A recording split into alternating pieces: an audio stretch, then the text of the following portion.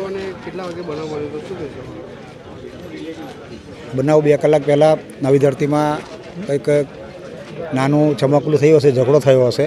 એ ઝઘડાની અંદર 2 જણને કંઈ મારામારી થઈ હશે અને મારામારીમાં કોઈને કંઈ ચપ્પુ વાગ્યું હશે, કંઈ વાગ્યું હશે અમારા મોહલ્લાના છોકરાઓને.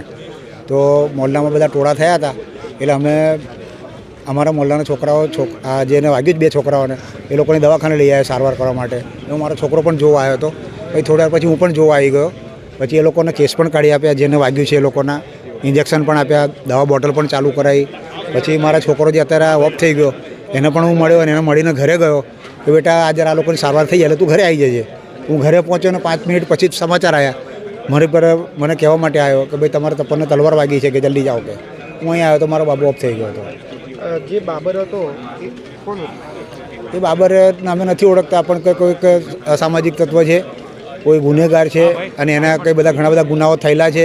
અમારો બાબાને તો કોઈની દુશ્મની નથી, અમારો બાબો કોઈનો દુશ્મન બી નથી અને અમારી પોતાની બી કોઈની દુશ્મનાવટ છે નહીં. અને બાબર જોડે પોલીસ પણ હતી? બાબર સાથે પોલીસ પણ હતી અને પોલીસની હાજરીમાં બનાવ બનેલો છે. અને જે પ્રમાણે નવી ધરતી બિલ્ડિંગમાં જુગાર ચાલી રહ્યો હતો ત્યાં કંઈ બબાલ થઈ હતી એવું કંઈક પ્રાથમિક? એ નવી ધરતીમાં બબાલ થઈ હતી વાત સાચી, પણ ક્યાં કઈ જગ્યાએ મને ખબર નહીં. રમેશ પરમાર રાજા, પૂર્વ કાઉન્સિલર.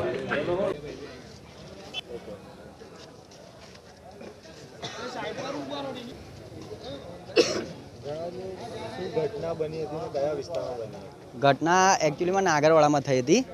નાગરવાડા મહેતાવાડીના નાકા પર બાજુમાં ઘટના થઈ હતી. ત્યાં આગળ બાબર પઠાણ કરીને છોકરો છે, આરોપી છે જે છે એ, અને બીજા 2-3 સાગરીતો એની જોડે જે ઉઠાવ્યા, એ મારા 2 ભાઈબંધોને ચાકુના ઘા ઓલરેડી મારેલા જ હતા.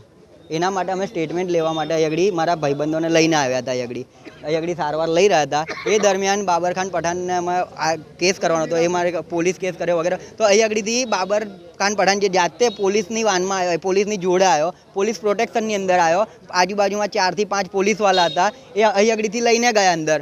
તો એ એવું કહે છે કે મને બી વાગ્યું છે, આ લોકોએ મને બી મારું સ્ટેટમેન્ટ કરવા એ બી અંદર ગયો. તો પોલીસ પ્રોટેક્શનની અંદર એ કરવા ગયો અંદર, અને એટલામાં એને ત્યાંથી પોલીસવાળાએ છોડી દીધો અને પાછળ ગયો. તો મારા બીજા ભાઈબંધ એટલે એ અમારી જોડે હતો, તો એને પાછળ લઈ જઈને ઘા મારી દીધા.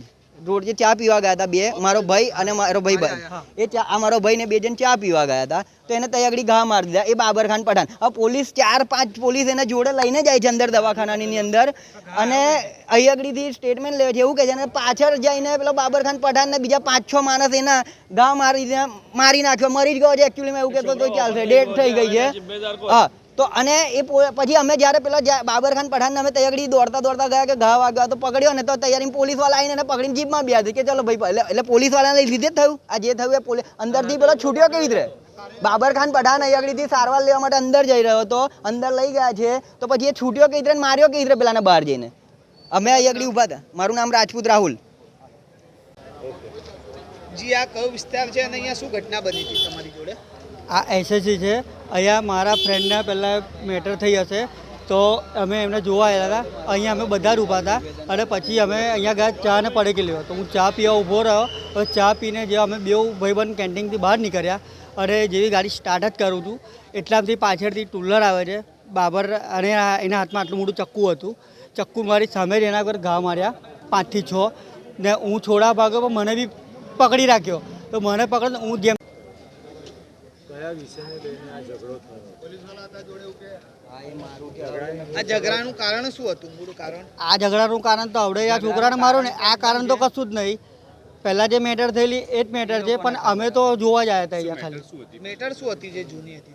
મેટર શું છે મને નથી ખબર. અમે તો ઊંઘમાંથી ઉઠીને એવડે જ આવ્યા હતા.